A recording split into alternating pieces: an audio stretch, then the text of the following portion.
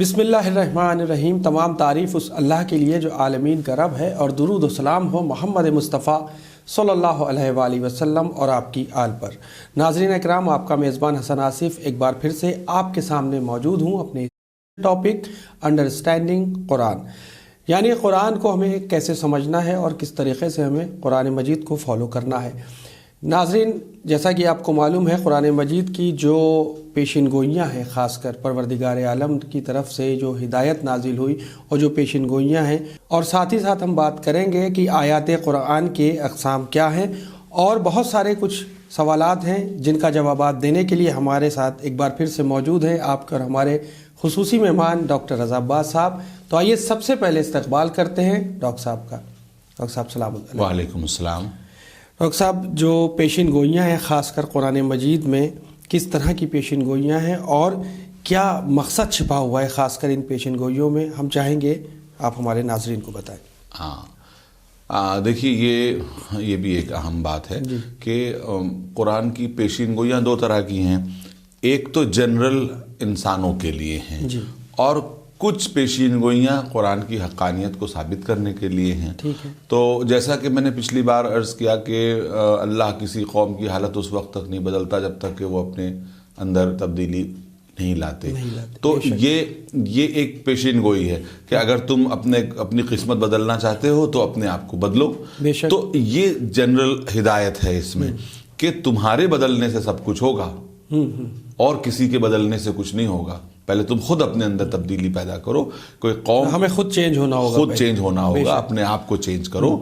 جیسے کہ کوئی قوم ہے اور وہ سو رہی ہے، وہ زوال کی طرف جا رہی ہے، پستی کی طرف جا رہی ہے، تو اپنا محاسبہ کرے کہ وہ یہ نہیں ہے کہ اللہ تعالیٰ جو ہے وہ آسمان سے کچھ نازل کرے گا اور وہ قوم بلندی کی طرف چلی جائے گی۔ نہیں، تمہیں خود اپنی بات کرنی ہوگی، اپنے کو تبدیل کرنا ہوگا، اپنی فکر کو، اپنی سوچ کو بدلنا ہوگا، اپنے عمل کو بدلنا ہوگا، تو تمہاری قسمت بدل جائے گی۔ اور تاریخ اس کی گواہ ہے کہ تاریخ عروج و زوال کی داستان ہے، سماج سوسائٹیز کے عروج و زوال کی داستان تاریخ ہے کہ جب کوئی قوم کسی خاص چیز پر عمل کرتی ہے، کسی خاص قوانین پر عمل کرتی ہے تو وہ اوپر چلی جاتی ہیں، اور جب کوئی قوم جو ہے وہ کسی خاص قوانین پر عمل نہیں کرتی تو وہ نیچے چلی جاتی ہے۔ تو پہلے تو یہ ہے، اور دوسرے بہت سی ایسی پیشین گوئیاں ہیں، میں نے عرض کیا تھا پچھلی بار جیسے کہ ہم تمہارے جسم کو رکھیں گے، باقی رکھیں گے۔ تو یہ ایک وہ بات تھی کہ جو اس وقت کے لیے پیشین گوئی کی حیثیت رکھتی تھی، کیونکہ اس وقت تک فرعون کی کا جسم جو ہے وہ ڈسکور نہیں ہوا تھا، لیکن ڈسکور ہوا، جس سے پتہ چلا کہ یہ جو قرآن جو ہے وہ جو بات کہتا ہے وہ ہوا کی بات نہیں ہے، بلکہ جو بات کہی گئی تھی وہ مطلب 100% حقیقت ہے نا۔ اسی طریقے سے اور بہت سی پیشین گوئیاں کچھ اس نوعیت کی ہیں کہ اگر تم نے یہ کیا تو ایسا ہونے والا ہے نا، یہ ہے۔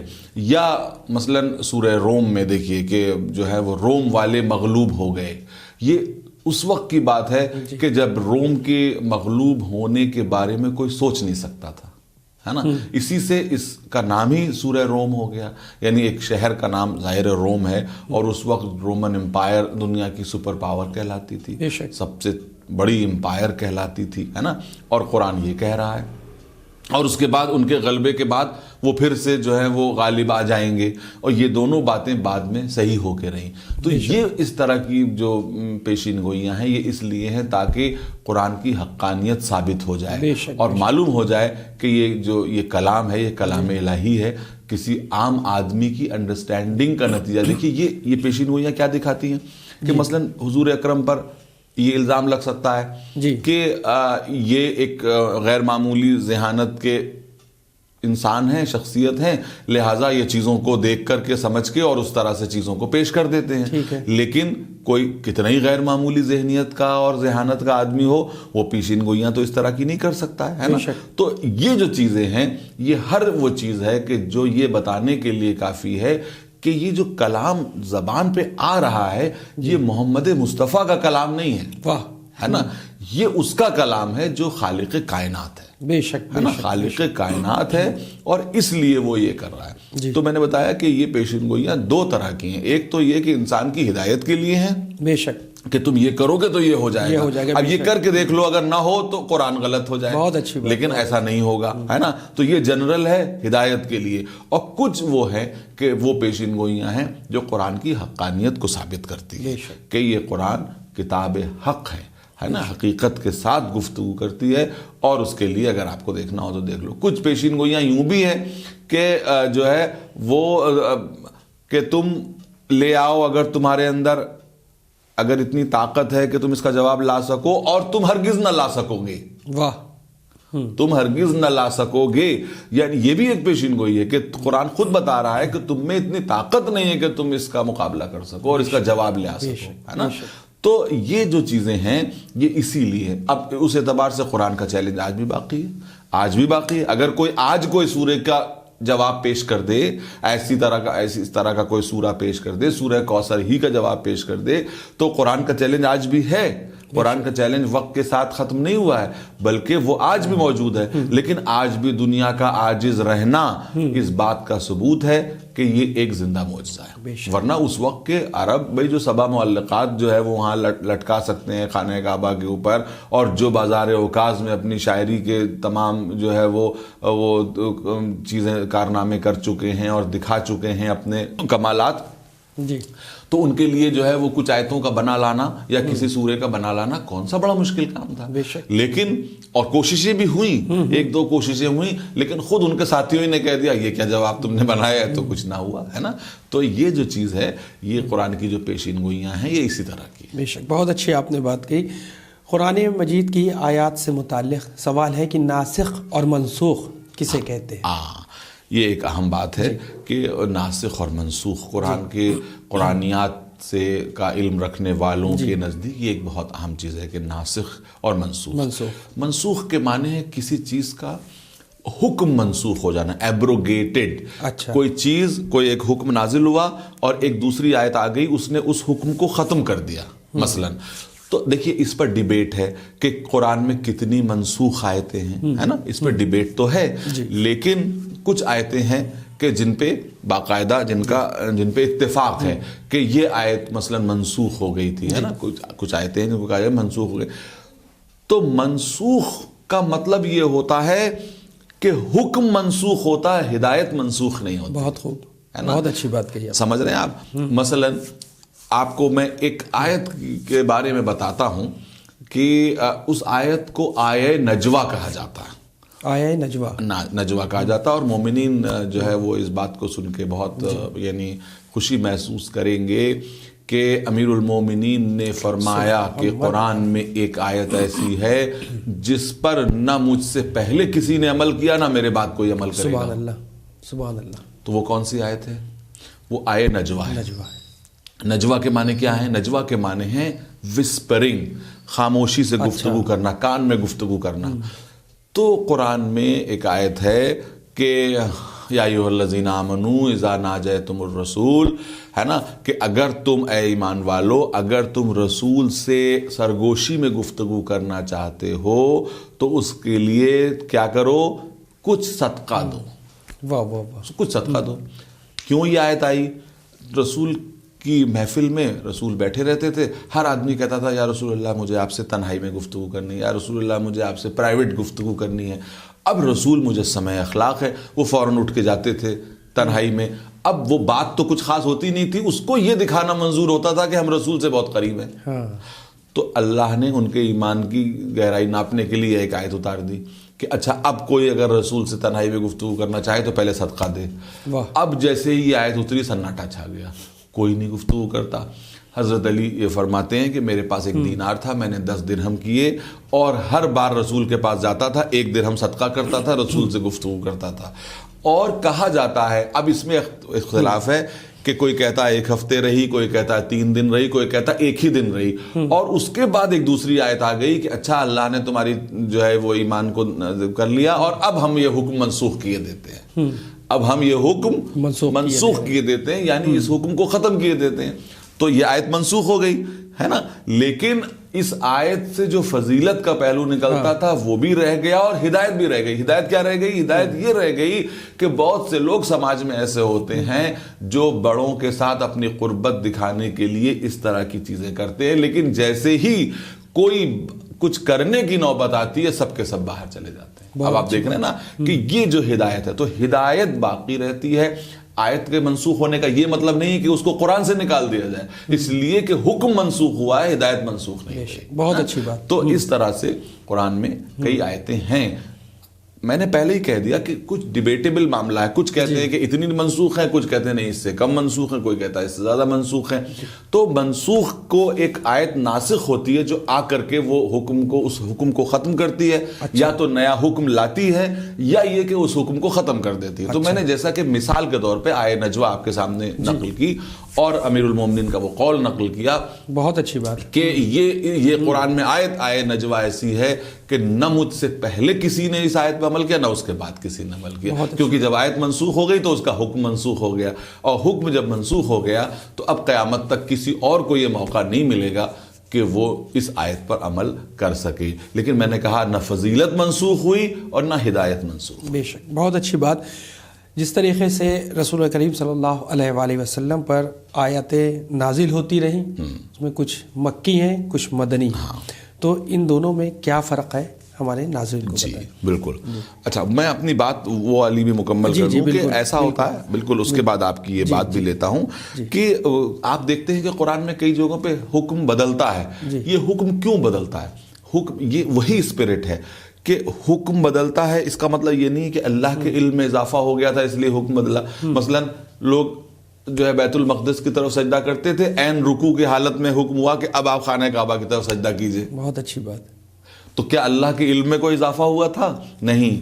اللہ مومنین کے ایمان کی گہرائی ناپنا چاہتا تھا کہ سمت کو سجدہ کرتے ہو یا اللہ کو سجدہ کرتے ہو, پتہ چل جائے.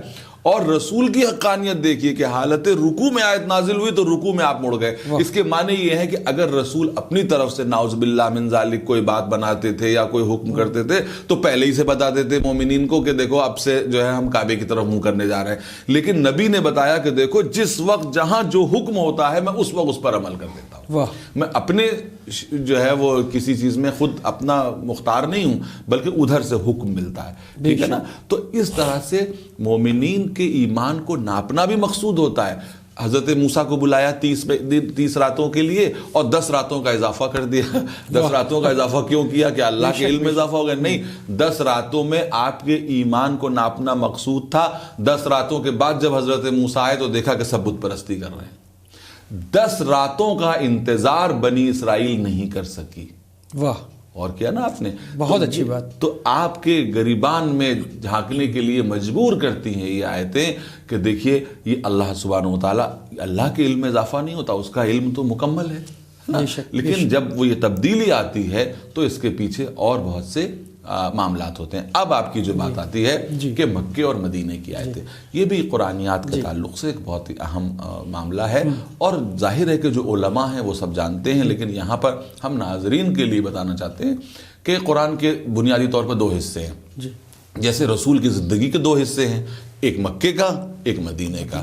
نبی صلی اللہ علیہ وآلہ وسلم نے 40 سال میں اظہار رسالت کیا, پھر 13 سال مکے میں رہے اور ہجرت کر کے 10 سال مدینے میں رہے, ہے نا. تو یعنی جو رسالت کی زندگی, تبلیغ کی 23 سالہ زندگی ہے, اس میں سے 13 سال کہاں؟ مکے میں, 10 سال مدینے میں.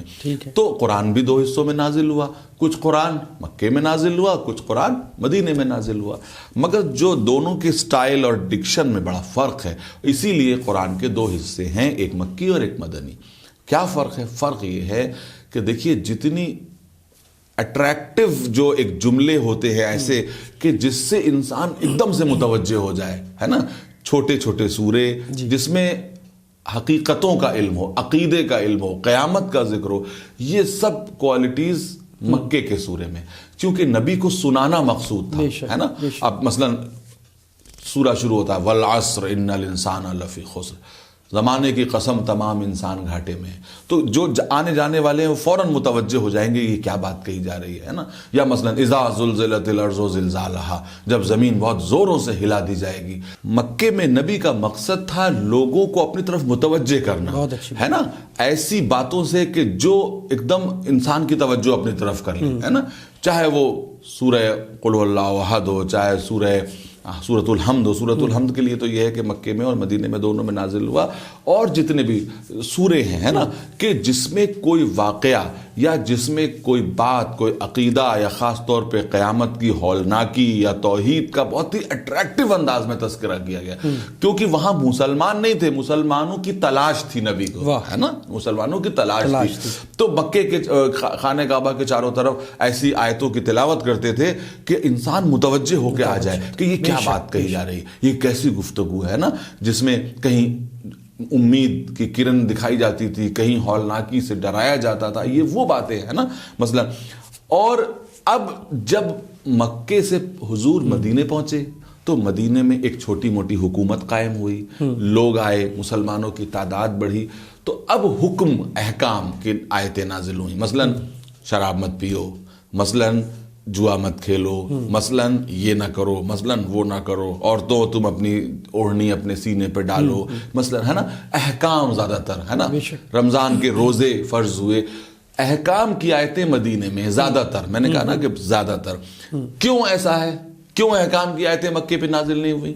ارے بھائی جب امت ہوگی تبھی تو احکام کی باتیں ہوں گی. ایک ایسا رولر ہو جو کہ میں یہ حکم دیتا ہوں اور کوئی حکم ماننے والا ہی نہ ہو تو ایسا آدمی کیسا ہوگا؟ بھئی جہاں پہ جب کچھ ماننے والے ہوں گے تبھی تو حکم دیا جائے گا. تو جب مکے میں تو کچھ غلام تھے، کچھ کنیزیں تھیں، کچھ خاص لوگ تھے جو ڈرے سہمے خود سے اظہار بھی نہیں کر سکتے تھے کہ ہم مسلمان ہو گئے. جو اظہار کرتا تھا اس کو ظلم کیا جاتا تھا. تو وہاں احکام کی آیتوں کا کیا مطلب تھا؟ تو جتنی قوانین اور احکام کی آیتیں ہیں وہ زیادہ تر مدینے میں ہیں، جن کا جو انداز ہے وہ ایک حد تک وہ ہے کہ جو اتھارٹی کا انداز ہوتا ہے نا. مثلا جو ہے وہ انما الخمر والمیسر والانصاب والازلام رجس من عمل الشیطان فاجتنبوہ، کہ یہ جو ہے وہ یہ شراب ہے اور جوا ہے اور جو ہے وہ سٹے بازی، گیم آف چانس، یہ سب جو ہے وہ نجاست ہے اور شیطان کا عمل ہے، اس سے اجتناب کرو. تو اس سے اجتناب کرو یہ حکم ہے نا، یہ امر ہے. تو یہ حکم مسلمانوں کی جماعت کو دیا جا سکتا ہے نا. جہاں جماعت ہی نہ ہو وہاں یہ حکم کیسے دیا جائے گا، ہے نا. تو اسی طریقے سے جوا مت کھیلو. اسی طرح سے عورتوں کے لیے یہ حکم کہ تم اپنی جو ہے وہ اپنے جسم کی حفاظت کرو، اپنے سینے پر اپنی اوڑھنیاں ڈالو، یا جتنے بھی اس طرح کے حکم. رمضان کے روزے کا حکم، کتب علیکم الصیام، تمہارے لیے روزہ فرض کر دیا گیا. تو یہ فرض کر دیا گیا، یہ جو ہے یہ ایک امت کو حکم دیا جا رہا ہے نا. تو اس طرح کے بہت سے احکام ہیں کہ جو مدینے میں نازل ہوئے. تو اب آپ یہ سمجھ گئے ہوں گے کہ دونوں کا انداز کیا ہے. چونکہ اسلامی تحریک ایک مرحلے میں تھی مکے میں، دوسرے مرحلے میں مدینے میں آ گئی، ہے نا. تو جب دوسرے مرحلے میں مدینے میں آئی، جہاں ایک چھوٹی موٹی حکومت ہے، جہاں ایک چھوٹی موٹی سوسائٹی ہے، کافی لوگ ہیں جو اسلام کے حلقہ بگوش ہو گئے ہیں، اسلام کی طرف آ گئے ہیں، اسلام قبول کر لیا ہے. تو اس کے بعد اس طرح کی آیتیں، یا مثلاً ڈیفنس کی آیتیں ہیں، تو ظاہر ڈیفنس کی آیتیں مدینے میں تو نازل ہوں گی، مکے میں ڈیفنس کی آیتیں کیسے نازل ہو سکتی ہے نا. تو یہ فرق ہے. تو اس روشنی میں جب آپ ان آیتوں کو دیکھیں گے تو آپ کو یہ فرق واضح نظر آئے گا، کیونکہ اللہ تعالیٰ کی جو دین ہے وہ حکمتوں سے بھرا ہوا ہے. تو مکے میں وہ باتیں ہیں کہ جو انسان کو اسلام کی طرف لائیں، مدینے میں وہ باتیں ہیں جو اسلام میں آپ کو باقی رکھیں. بہت اچھی بات. ایک مسکنسپشن، اور اس میں ایک اور بات بھی ہے کہ جو لیندی سورے ہیں، زیادہ تر بڑے سورے ہیں، لمبے سورے ہیں، وہ مدینے میں نازل ہوئے ہیں. اور جو چھوٹے سورے ہیں، شارٹ سورے ہیں، لیکن اس میں کچھ ایسے بھی ہیں کہ جو مکے میں نازل ہوئے ہیں، لیکن بنیادی جو ہے وہ فرق یہی ہے. بہت اچھی بات کی. ایک مسکنسپشن کے لیے کانفلکٹ جس کو ہم بولتے ہیں، کہ بہت زیادہ لوگوں کی سمجھ میں نہیں آتا تھا کہ مطلب ابھی بھی ہے کہ مکی اور مدنی. اس کو آپ نے ماشاءاللہ بہت ہی اچھے طریقے سے واضح طور پر سمجھایا. جو طریقہ تھا آپ کا عام اور فہم زبان میں آپ نے بتایا. تو فی الحال ہمیں ناظرین سے اجازت لینا ہوگی. انشاءاللہ ہم آپ کے ساتھ پھر موجود رہیں گے نیکسٹ ایپیسوڈ میں. تو ناظرین، آپ کو یہ جو ہمارا ایپیسوڈ ہے خاص کر قرآن مجید کے حوالے سے ہی ہے، اس کو سمجھیے، جیسے قرآن کو سمجھنا ہے ویسے اس ایپیسوڈ کو بھی سمجھنے کی کوشش کیجئے کہ اس کے اندر بھی جو پیغام ہے وہ پیغام الہی کے سلسلے سے ہی ہے. تبھی ہم یقین جانیے کہ ہم جو بھی کر رہے ہیں، چاہے جتنے روزے رکھ لیں، نمازیں پڑھ لیں، عبادتیں کر لیں، یہ جبھی قابل قبول ہوں گی جب ہم گہرائی سے حکومت پروردگار اور جو ہدایت پروردگار ہے اس کو سمجھیں گے. بے معرفت نہیں، با معرفت ہو کے ہم اپنی زندگی کو گزاریں، تبھی کامیابی اور کامرانی ہے. فی الحال ہمیں ڈاکٹر صاحب کو اجازت دیں، انشاءاللہ ہم پھر حاضر ہوں گے. شکریہ، خدا حافظ.